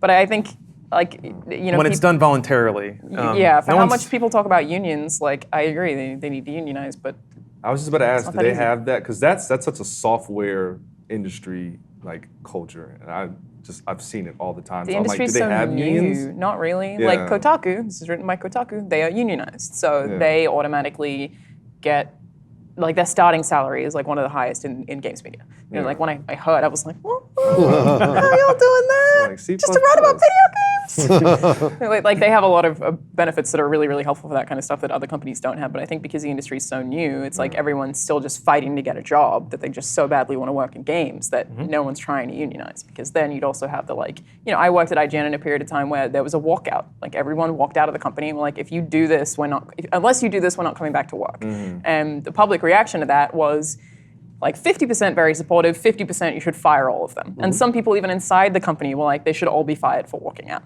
It was it's we technically made union action. Ziff Davis, IGN's parent company, responded to it beautifully. They were like, we will do whatever you want. We totally understand. Phrase this however you want. We could get sued, do it. And it was fantastic the way they dealt with it. But that's what unions do. And it's still a lot of people will be like, you should all be fired. I deserve your job more than you do. It's like, Yeah. There's a way to manage expectations too, because I'm betting when they got hired at Rockstar, either they knew somebody or whatever else, maybe not always, but hopefully somewhere along the way someone told them there's going to be a crunch time and you're going to be working crazy hours, probably for a few weeks, maybe for a few months. I think you mentioned that to me even very initially. You're like, I end say of the that- year is hard. I- Because I think I asked, I was like, what do you guys do when you have to stack videos in advance? And you were like, this We- period of time is going to be that. I'm I was like, gonna all say, right. we work harder. Yeah. And that's sort of the thing that I say to people is a lot of the times I'm like, there are times when we're working weekends just because we're traveling or we're doing a show or we're doing RTX or whatever else. Be aware. It's not if you're doing that all the time for months in a row, then that's the problem. But if I doubt they went to go to Rockstar and they're like, I'm going to help Red Dead Redemption 2, go to shipping, but I'm going to work a normal 9-to-5 job for 3 years. There's no way anybody said that to them. Somebody was probably at some point was like, around the time of delivery of this game, it's going to get really hard. I hope so, because if they aren't transparent about it, that also kind of sucks. It does. No, yeah, it does. I mean, like, if it were me, I think I'd probably know at this point that if I was going to work for Yeah, a- like Right, I would yeah. just assume. Yeah. Well, I think it's that's that the it's that case. unspoken social pressure. Well, it.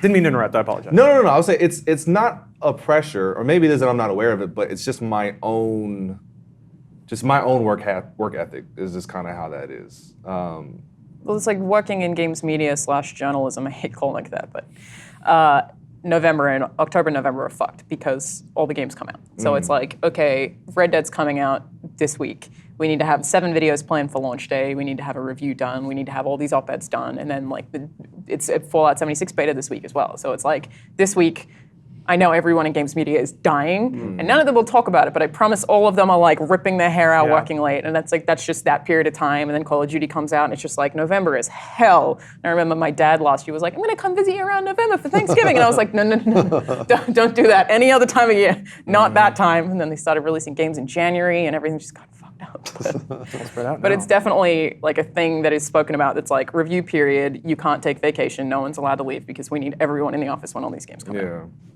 I guess it also depends on the source. Like I think the one thing about I read like the town had to be changed. I mean, I guess I would be maybe frustrated because the people up top, like that just sounds like disorganization. Like why didn't you guys know that? Unless it was just kept under wraps by the other company and they didn't know. And so it's a last minute shift. So it depends on the source of that culture kind of being I think pushed. crunch Same thing by like nature is disorganization. yeah, I was going to and- say, and- I think that, and I get that too. that's sort of the issue with like creative jobs like this is that, I mean, there are lots of times that we'll get just random stuff from Rooster Teeth. Somebody will come and like, do this thing. And I'm like, huh? Like, wait a minute, that's going to take days of work. Like, are you sure about that? And they're like, yeah. And I'm like, and you know, a lot of times I'm like, no, can't do it. Yeah. Like, we're already maxed, sorry. But some of the time we have to. Yeah. And that's kind of what this boils down to is it sounds like the Hausers were in charge and have built the business up and have made millions and millions, probably billions of dollars at this point. When they come in and go, do this thing, are you going to be the one to be like, nah, we're good? I would hope they have some kind of structure that allows some of the team leads to be like, this isn't possible, we can't. How about this? Like maybe they can compromise on some of it? I would hope. Well, there may have been that compromise, Yeah. right? You don't even know that. Like I don't know, because that's one of those things that I learned more and more. As I would find out that people had actually reached a compromise, and that was the compromise that we Right, got. right. So you know, who knows? But Man, that's a rough feeling. it When is something seems shitty and then you realize somebody really like fought to get that for you. Yeah. That there was a blast shield that you never knew was there. Ugh. Yeah. It's super weird. I don't.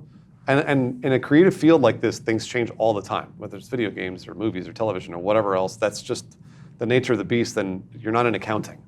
So in accounting, you kind of, I would assume a lot of the times you probably know what's coming, and every year is pretty much the same. You know, you'll get things tacked on, whatever.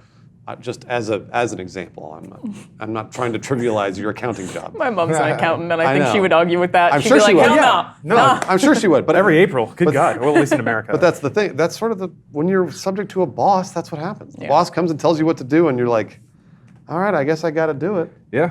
You know, like Hey, just do it. yeah, Again, and that's kind of what it boils down to. None of us Yeah. are trying to say this is good, No. nor are we accepting of it. yeah, We're there's just a- trying to talk about it. There's a lot of indefensible things in there. Yeah. Specifically that people don't get credit if they don't stay through the end of a project, which is kind of like, that's soft crazy. pressure for crunch. That's crazy. Yeah. There was some stuff about how like people had to come in on the weekends when they knew the Hausers would be in, just so they see people in their cubes and like walking around with laptops that don't have anything on them, just to like look like they're work. There's a lot of things that are objectively bad. But for me, the thing, I was just kind of focused on solutions. How do we work through this? And given how it's set, unionization is one. That's very expensive. Well, Rockstar has so many employees, though. Like, even if half of them are like, we're unionizing, they'd be like, well, shit, Yeah. that's a lot of people. And we're trying to that's- make the next GTA here. Yeah. And Probably. yeah, given the pace of change and just how software development works, sometimes you do have to sprint to get it done. Because if it takes too long, then the Hausers might sweep in again and say, I want the black bar sticker. And it can be this endless cycle of like iteration that never actually finishes unless you target 2 months to just blaze through it and get it done. So yeah, I empathize truly because I worked a shitload, and I think we all have at some point worked shitloads of unpaid overtime. That's just the nature of the beast, I guess, especially when you're working in a contentious field. Yeah.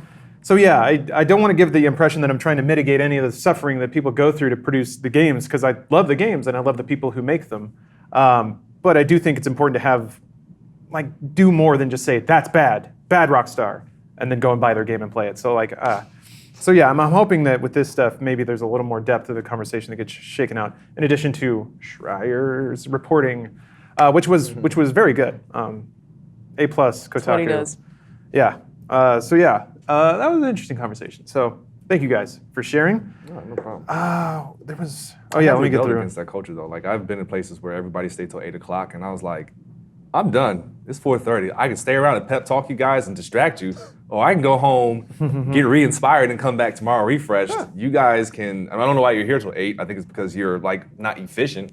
Probably on Facebook a lot of time, but I've rebelled against that type of culture, because it's just all right, my work gets done, you're gonna fire me for doing my work? Right. Everybody has their own pace. Yeah. If your shit gets done, go. Go live life. Come back re-inspired. The right kind of managers will appreciate that. The wrong kind will say, everybody's here this weekend, except for you. That's bad for team spirit. Yeah, that's stuff like that. Yeah, I've definitely not worked with anyone who's done that. I'll drop but I have some emojis in had the people Slack. I would obviously be working late, and I would clearly be stressed, and my manager would be like, "What are you working on?" I'd be like, "This and this and this and this," and they'd be like, "Oh, that sucks, bye," and he'd be like, Thanks. I've had managers say the same thing. "Yeah." Well, get away from wage slaving, as they call it. You got to invest your money on Robinhood. So Robinhood is a mobile app that lets you invest in stocks, ETFs, options, and cryptos, all commission-free.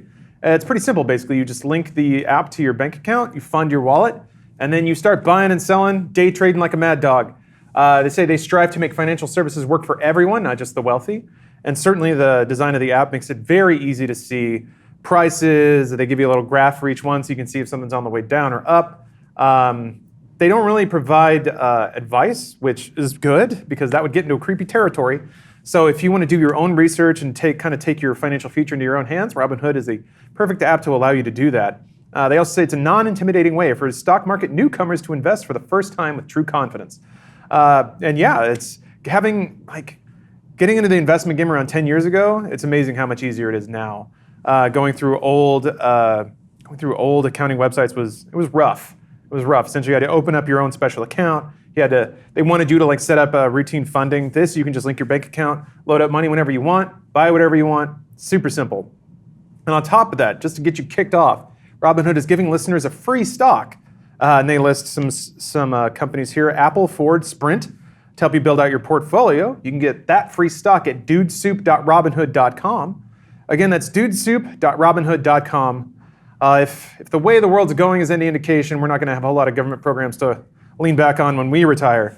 So it might be a good idea to start squirreling away some money and getting it into some other things aside from the mattress or, an Xbox One library. So yeah, that's dudesoup.robinhood.com for free stock.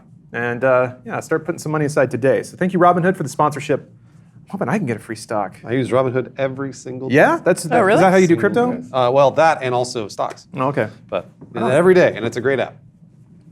Right on. All right. So yes, let's net hard. All right. So the champion, the reigning champion. Oh, right. I forgot. That's right. I had one. Yes. I like when Omar interrupts you. No, I love it too. He hasn't come up on the screen. Yeah, Omar. This episode, though. We need to see more. Where's that Omar. face, buddy? Hey, buddy. There he is. Nice. It's really fast. Man, Is that a jump scare? Omar's a hair trigger. Oh wait, that's too early. Well, whatever. Okay. So the first one is the automaton. Yeah. We all know it. We all love it. Oh shit, New video up? What up? we got a fucking Undertale song. Oh. Megalovania? Wow, this is Yeah. very Undertale. I still haven't played that game. You haven't played Undertale? I know. Whoa, whoa, I know. whoa, whoa. I know. No, it's tough now. I'll get because, around to it. Boy, the weirdos really descended on Undertale. God bless you. Well, I haven't seen any of that though either. Okay, good. Yeah. You come to it. I know it has fans, but I don't know why. So Come to it pure. Yeah, the Homestuck audience really swamped on. that makes sense. But it's a solid game, and having played it, I guess I kind of get why. But yeah, this is. I also haven't played. Oh, Oh, really? it's. I'm gonna be that asshole. If you're super into visual novels, your standard of quality is probably gonna be low. Look, I really like Danganronpa. I don't know. Have you played Danganronpa? Yes. What's the name of the instrument? Sorry. What's the name of the instrument that he plays? Automaton. Automaton. It's is it called the automaton? Yeah. Oh, And let's see he here. is the real Sully G. Yeah, that's the YouTube channel. He never made his watermark bigger, by the way. Yeah, he needs to get in Sully there. G. So an automaton is like it's a ball at the end of a long like it's basically a That's giant what it note. was. Oh, So you wow. you That's fret what the he's neck playing. and then you squeeze the ball and it makes a shitty little like They square sell wave. them everywhere in Japan. Yeah. Oh, man. So So this then he makes a bunch of different covers with that. yeah. With that got instrument. you. I thought it was some weird like Atari thing or something Nah, like that. I apologize. That's it. See? The Real Sully Oh, G wow. remakes music videos God, they're so good. starring the automatones, but also with automaton covers. Yeah, neither of these had ads on them. Oh, I haven't used the red. Here we All right, enjoy taking those that 2 YouTube red cents. money. So yeah, he's getting into that meme game too. We are number one. It's come and gone now. Yeah, it really is. Rest in peace, Robbie Rotten. Oh, it even says it. Yeah, rest in peace, Stefan Carl Stefansson. Which sounds like a meme name, but it's true. So he makes all whole music videos just based on this automaton. Yeah. And It's there's very good. That's crazy. Yeah. It's really good. on here. His music videos are actually very. Some of very them are good. fully animated. Yeah. They did take. I I mean, mean, you have to do this if you're doing covers. yeah. so stupid. All right. Did you see the person who mixed this song with Kendrick Lamar? Yes. Damn, it's good. I love that. That was really good. All right. And I was like, where is this video going? Really good. So I I had to dig a little deeper to find something that could rival the automaton or Real Sully G because it's been holding the crown for a while. Yeah, it Yeah. has. I think I may have done it, or rather, somebody else did it by making me aware of this and recommending it to me. So this is the ultimate Pokemon challenge, wherein a gentleman, All right. a hero, I'm ready. has decided to masturbate to every Pokemon in the Pokedex. Okay. And here, the FAQ is important, just because I'm sure you guys will have some follow-up questions here. So, yeah, this is just for people to catch up. So, not for shits and giggles, started it out of a pride and determination to become the greatest Pokemon master this world has ever seen. I began this challenge about 3 months ago, and this FAQ is about a month old. When I saw a post on our Pornhub comments, sorry, I don't know how to add a proper link, that inspired me to become a true Pokemon master. I was sitting there reading and I just said, fuck it, the rest is history. On a real So note, he though, has to try to find a way to masturbate to imagery of every single Pokemon. yeah, he's Yes. using the pictures from the Pokedex. So we are only. and we're- Oh, so it's not like he It's can not use Rule like 34, porn nope. versions. And we're taking him on his Damn. word. It sounds like. Yeah, but why would To he lie? completion every day Well, or every week. Let this inspire you, Bruce. On a real note, though, follow your dreams no matter how over the top they may seem, no matter what. Do whatever you truly want to do with your life, whether that's becoming a rocket scientist or becoming a photographer. Don't give up. If you don't know where to start, just start by saying "fuck it" and go from there. Okay, enough does with the say- wholesome shit. Go back to Pokemon. I use only the picture that's there unless it's gut-wrenching / impossible, like Graveler. Shout out to Graveler, one of my favorite Pokemon. Well, what is Gravelo? Hold on. Graveler is a big rock boy. But big then it's muscle rock boy. and then and only then. Hold on, I want Yeah. to find out what he does if he doesn't like. the Then he picture. goes to Rule Wait, 34. why couldn't he jack off to Yeah, I this? could get off to that. Dude, come on. Yeah, I would just take a little bit. Yeah, it takes a while. So yeah, he's on. I'll Let's see, pick one picture I like and I'll stick with it until I'm done. I like just using masturbation to inspire others, though. So week 18. I feel inspired. pretty good job. To follow I my did too. dreams. I did too. He's a So great writer. This is the gonna most copy that recent job. week. Looks like you got Wooper, Quagsire, Espeon, Umbreon, Murkhow, Slowking. Wow, he's doing multiple a day. Dang. Wait, so times a he day, didn't that's- start with.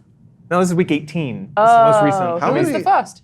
Oh no, he's doing it in order. Yeah, he's doing it in Pokemon. How many Pokedex order. Pokemon are there, Alana? Oh, 700 and something now. I think. We've all here. masturbated Yeah, we- times by now. So. I mean, yeah, but to Pokemon? Obviously, Oh, you'd wait. start with God of War, but At a certain point in time, though, it's So yeah, no bamboozle. He said he was going to start alphabetically. Kind of sad that Zekrom is at the end, but oh well. At 2, somebody suggested I do this in numerical order, so that's how I'll be doing this from now on. 802 Pokemon right now. Shit. He's at a good clip. He's already at, what, 200? He does 2 to 3 a day. Yeah, you got to Gen 2. See, on day 1, I managed to get 3 out of the way right off the bat, but every day after that, I've only managed to get 2 a day. No matter how much I tried to get 3, I just couldn't do it. So That's going to take a lot of time. You'd be So, surprised. okay, you can masturbating You'd twice be a day is one surprised. thing, but masturbating to something that doesn't get you off twice a day? So here's the thing, and I don't know exactly where the rules are, but I can look at something and think of something else. yeah, Sure. Or just at a certain point in time, like the sensation. That's true. That'll be enough. Maybe. That's really what it is. You just kind of use your imagination Yeah, or guess if imagery. you got to- enough lube, Yeah. you should pull it off. I think here. So, all right. Pull it off. The thing is that I'm you so got. tempted to say this is not hard. Vulpix, Ninetales, Clefable. That one would be an easy one. Really. The honor I feel Vulpix like I is pretty need hot, too. photo evidence that it's happening. Oh. I know. you? I don't want that, but I feel like Do you I think need he'd go it. to this much effort and not actually jack off to all the Pokemon? No, I feel like I believe He's him. chronicling by the day. But I also think that he may be cheating and Cloister. going to Rule 34. But like, what would be the benefit? He said he's not. He's cheating? doing it to inspire. Well, no, he said he if he can't get off to it, then he uses Rule 34. Well, so that would be me almost every day. I think it makes more sense if you just went Rule 34. Well, yeah, no, I don't, absolutely. I don't have any beef with him going straight to Rule 34. Yeah. Amen. I feel like it's not inspiring if he did Rule 34, and I trust that he's not. Especially when he talks about ones where he just couldn't get around to it. I don't care. If he goes Rule 34, it's fine. Does Nah, I he don't say? think it Does he is. say it's to completion every time? Yeah. Otherwise, it doesn't count. Yeah. So yeah, do you use Rule 34? I go to the official Pokemon sprite and use that. I use the picture, and that's there unless it's gut-wrenching / impossible like Graveler. Graveler. And then and only then I'll go to Rule34.xxx. See, I believe he goes and looks for like a second. I can't do this, and then goes straight to Rule 34. Are you a furry? Are you a god? What if they add more Pokemon? Then I'll keep going. What if they add more after your quest is over? Then I'll come back. What do you do after all this is done with? I honestly don't know. Get a sponsorship. Oh, he's single. Weird. Sponsorship. Then Ted was going to sponsor him. Oh, my last relationship was a nightmare, so I'm taking a break from stuff like Yeah. that. Look at this. How do you That whack makes it? sense that he goes He straight to dated Pokemon. Ghastly, am I right? He says, oh, here we go. A lot of all the Pokemon jokes that nobody's laughing at. How do you whack it to masculine-looking Pokemon like Machamp or Geodude? Simple, really. They're all female in my head. All I have to do is just imagine it with tits or something. Works every time. See, that's what I mean. You just Yeah. throw some boobs on it and you're good. Oh, have you Something made discovered of new flesh. fetishes? A few, yes. If it's something made of flesh, then that makes it a whole lot better. If it's made of rock, metal, or just something unpleasant like a literal fucking moth, then it really makes it difficult. Yeah. What's the little balls with the magnets on them? Magneton or Magnemite? Yeah, Both the of one the them? lady was sitting on. That Yeah, one I would think be it was tough. Magnemite. I guess the thing is, CL Tuesday. I'm more impressed if he's just staring at the image, making sure he has nothing else in his head, and just furiously jerking it. I think that's the idea. He's just looking at a Scyther, and it's just like, Well, all right. I think he's imagining the Scyther with tits. That's what it sounds Yeah, like. that sounds kind of like cheating. I don't know if that's cheating so much as it's just masturbating to Scyther with tits. Because I guess, if I'm fine with Rule 34, then in theory they'd all have tits. So. Yeah, they would. Because if it were a woman doing this who was heterosexual, she would masturbate Wait, to why is that one not safe? what's a for work? female Pokemon? Clefairy. Well, She none mas- of the originals are technically. Yeah, They're none of them. Oh, Well, they are now, but- I guess you'd masturbate with a think about it with a huge dick, right? Do you think the women just masturbate to the thought of large dicks first? What else might it possibly? I was Okay, well, got some news All for right, I'm you. sorry. What else do you think of? Big pecs? None of that. Good job. None of that. What- no. yeah, good job. Yeah. Rich? Oh, I got Chatterbait when I was over there. Just me pulling Women my just ATM masturbate to card the out. thought of huge dicks. Or maybe No. how intelligent they are? Nope, not that either. None of that. What the? Well, what they Well, masturbate well, then I to? guess it depends on the woman, but it's more Whoa. like a situation. Oh, I see. You masturbating put them to in a a- romantic to a- situation. Not necessarily romantic, like just a glasses situation. of wine with at a nice dinner. Well, I found out No, why that's. sure. There's still a big Sure. dick there, though, is what I would say. Well, there's a That's- big dick at some point. Yeah, it has to be. Well, it doesn't have to be huge. All right. Well, normal size regular. hard dick. Probably a hard dick Yeah. is fair. Okay. Some women maybe get off to flaccid ones. I don't know. I can't speak I'm for sure all some women. women get off to big giant ones too. Why Yes, not? probably. Why not? I've been told it's what it's attached to. I don't buy that for a fucking second. I don't buy that No, for that a second really is either. true. Bullshit. Okay, that's my bad. You're lying. What do you know about this, huh? nothing. A guy can walk into the woods and see a rotting stump that kind of looks like tits, and he'll be fine. Yeah, he was like, And I can only presume it's the Yeah. same for women. No. it's That definitely rock not. kind of. All right, I'm good. I mean, I've known some women that was like that, where they could just be like, See bang, something that knock looks it like out. a dick and just want to. Just knock it out right away. Like it was like basically like they could go down for like 2 minutes. Yeah. Be like, hold on a second. You know Come what? back and be like, again, like "Oh." Doctor Strange. You know what his head looks like when he's like going through time and stuff? That's their wrists. Oh yeah.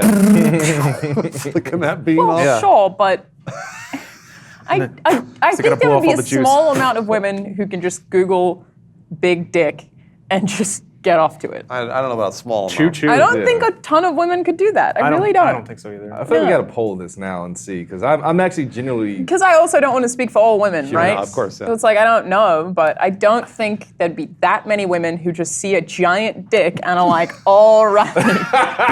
Yay! Well, it's Yeah, mostly that's all I comedy. needed. That's why male strippers are. It's comedy. Male Whereas, strippers make me extremely uncomfortable. like lady strippers, guys are like, I'm gonna have sex with that. Like it gets creepily intense. Whereas ladies are just like, ah, and they're like pouring champagne. Ah, it's Yeah, great. you're That right. vibe is way better. Yeah.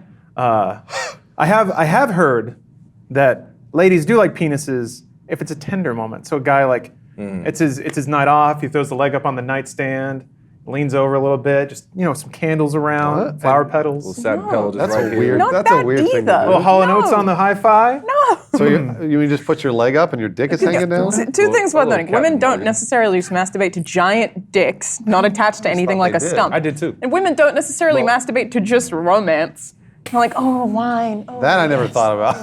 that I didn't. I never thought No, about. romance, but slow jacking. No. And then like a lot of Super moans, wrong. a lot of deep, hairy moans. Maybe I'm a little more on board now. It's like a hot dude making some noise. Then maybe lot of really grit. heavy grunts. Yeah. You like heavy grunts, Alana? I get enough of those at the gym. Jesus Christ. Nearly identical. Similar amounts of strain too. Just veins popping out of your neck. All right, hard nutting.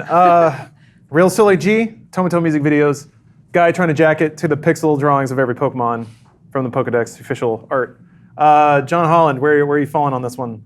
As a lover of music, man, I gotta go. I don't know anything about that, but it seems like a very hard instrument to play, and I think I could masturbate 802 times. So Fair enough. Bruce, who you voting for? I'm siding with Pokemon here. That's a fantastic idea for a subreddit, a /blog or whatever the fuck you're doing. Really, It's a fantastic idea for whatever the fuck this whatever is. this is, and all I need really is photographic evidence, and So I'll, what does that photo look like, though?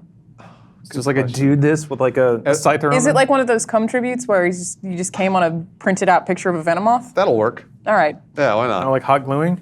I mean, like, But he could be masturbating to something else could and just be, come on that but I picture. feel like that's harder to not like. If you got a picture of Scyther there, just fucking do it on Scyther. Just sit there and masturbate to Scyther. Sure, all right. I don't know. Amen. Either way, I vote for Pokemon masturbation. Never heard them called cum tributes before. That's the official term. I actually have never heard that term as well. No, it makes I know what Definitely you the meant, official but I term. didn't know. Makes a lot of sense. Why do guys think their cum is so interesting? It's not. It's not. it's really not. It's really not. Nobody wants it. It's Nobody actually very wants it. common. Again, But yeah. you might be wrong. You guys know more about women. Thank you. Oh, so wait. So women masturbate to cum. Did you hear that? Oh, that's what it The is. context of the cum. Jesus yeah. Christ. Oh He's man. just like, let me see that goo. Let me see that goo. Shoot it on the ground. There it is. Yeah. Just start sending one of the pictures of just like face wash, just pour it on the table, send it to them. That's mine, baby. Yeah. Whew. Oh Get a man, bucket look at of- Alana. Get a hot bucket heavy. of cornstarch and water. Just like, here you go. Yeah. Gross. All right, who are you voting for, Alana? I'm also obviously voting for Ultimate Pokemon as Yes. someone who has That was the Alana original bait.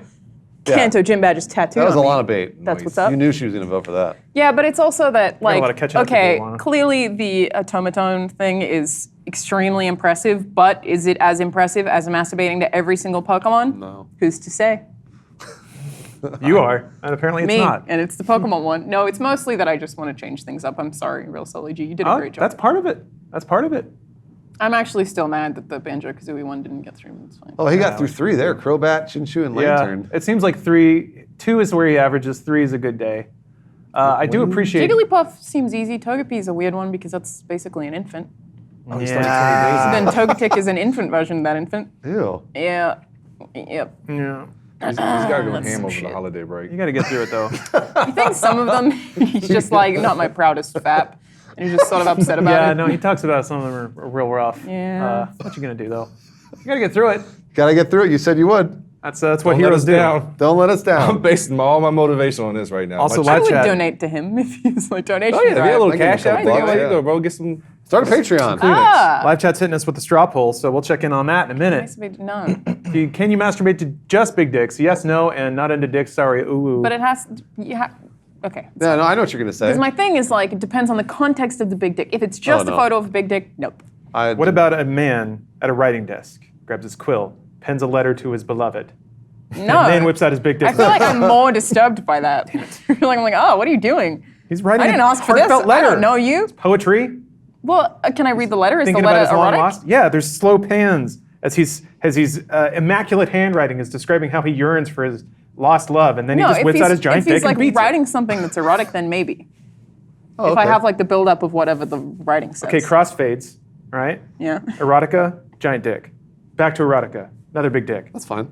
But he's Erotica. also masturbating, right? It's not Yeah, just like a still and big it's dick. an angry masturbation. You can tell. Oh no. Then maybe. He's just like Angry? you can hear it hitting the bass. He's just like bam down in. Well, no, now it sounds painful. And now I'm off foot again. I don't understand you, Alana. I mean, in all fairness, I did have a woman once say, "Can you just send me a picture of your face so she could do that?" I don't know if she photoshopped Instead it of onto penises? like Oh. something or she literally just was looking at it, but that was the one time. That's also pretty weird. That is pretty weird. What, your face? Yeah. Just She likes your face? What's wrong with You're that? handsome, but that's weird. Yeah, just your face. I didn't. Why not your I whole didn't- body? I didn't question it. Yeah, I should have asked that, right? Why not your whole body, John? Just What are you? my a piece- phone out. Excuse me. Hey, bitch! 10 years ago. what am I? A piece of meat? Yeah. All right, how can I vote on the poll? Because the answer is clearly no. Well, the number's up there. 167-03738. All right. So while we're collecting votes from live chat, Valuable data.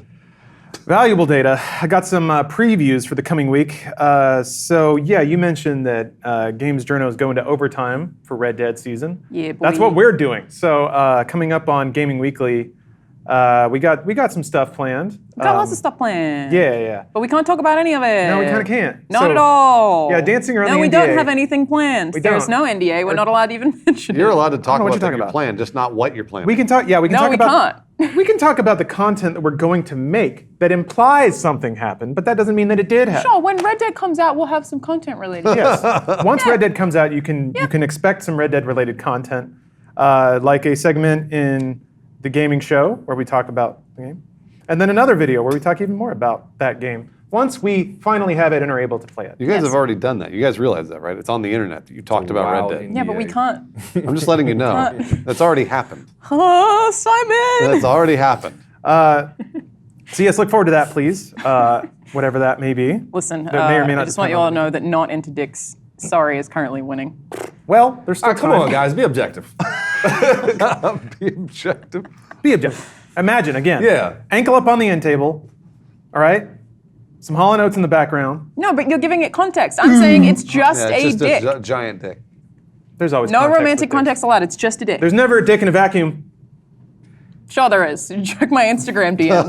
Actually, it would explode. Actually, yeah, you're right. Is it more, well, you're the only person. Is it more fun if it's like covered up and it's more of like a bulge? Oh, I versus way the- prefer that. Silhouette. Well, Okay. that's because Yeah, that's yeah. like, you're leaving it to your imagination. Well, that's the same as like Silk sheet. somebody had a conversation about it just the other day, where it's like instead of just a naked girl standing there, you prefer a girl in like lingerie, right? Yeah. So that's the same thing. It's like if it's Yeah. it's in underwear. That's why that gray sweatpants thing took off.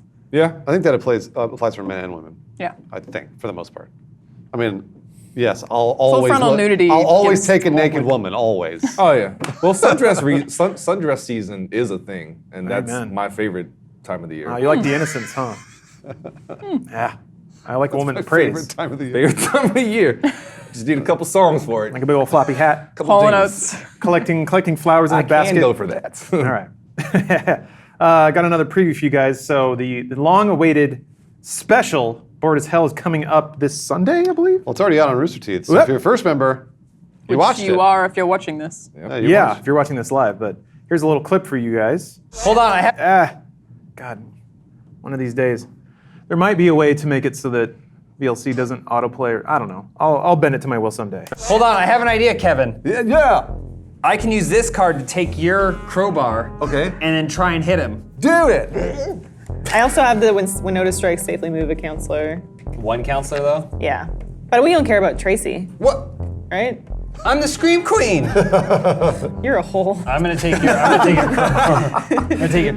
She's the best damn hole this camp has. I'll show you that I have fight left in me. Do it, Tracy. 6. Oh yeah, great roll. Tracy gives Otis yeah. HPV. 1. Tracy did it. Way to go. Like, take this, Otis. Now get under it. We defeated him. Roll the 6. All right, now Otis is off the board. Thank God. That was close again. Sweating. You want to bang? No, that's okay. I had to save myself. Sorry, the light shift freaked me out. Yeah, that was weird. Go from Omar that got to this.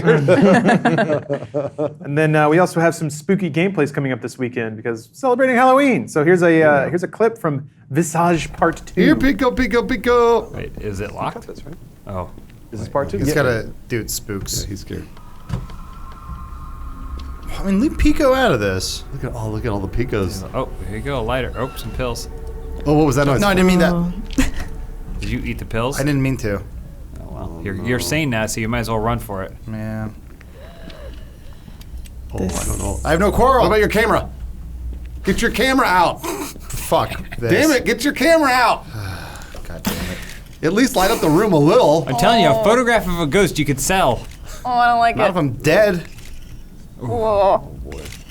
Oh, there's Those are something great. in that bed. Is there? I don't think there's anything in it. I don't think I can go this way. Well, you can explore the room. Yeah, just go ahead, Adam. This fucking God. camera is horrible. Oh, there's a painting. Just Use the lighter then, Get out Adam. there. The lighter's empty. Oh no, that's. You gotta drop it. Make sure you drop it. I have so many lighters. Did you drop the empty one? He's still got it on him somewhere. What do you mean? I'm He's in the still got light. it somewhere. Don't worry about it. Need more lighters. We're still gonna have to circle back around and go back to that bed. Not really. No. We're good. Uh, Okay. Oh no! Good light. No! Stay near the light. Well, she's just as scared as you are. Did you see her? Yeah, she she's got like a scooped bear. away. It's like when Lawrence did his stuntman training. Nothing. These drawers are pointless. I wish you'd used that camera. Man, oh No. man. You would have seen her before you run into her. No way, you wouldn't have. Yeah, you would have seen her. For a flash, and then she Yeah. would have spooked him. No, we go back. Use that camera. Put the camera out, stop walking straight into the dark. Oh, it's broken. It's broken, Adam. Fuck, I'm dead. I'm dead. There you go. Yeah, use that camera. I hate it. I hate it. Where's she going? What in the fuck? She turned around. She turned. Hey, the camera. I know. She ran Just away. take it. You gotta keep checking those drawers, Adam. all right. So I yes, edited just Adam's reactions for an Instagram video of the first one, and it's one of the most fun edits I've ever had because I was just like Adam screaming, Adam screaming, Adam's Adam so being great. uncomfortable. It's so cute because he just gets all. Yeah, he gets Yeah. really scared. It's it great. cringes up. So do I. I get terrified. Yeah. All right. So before we go, let's see the results. I imagine that us being right will only be Big reinforced dicks here. are gonna be huge.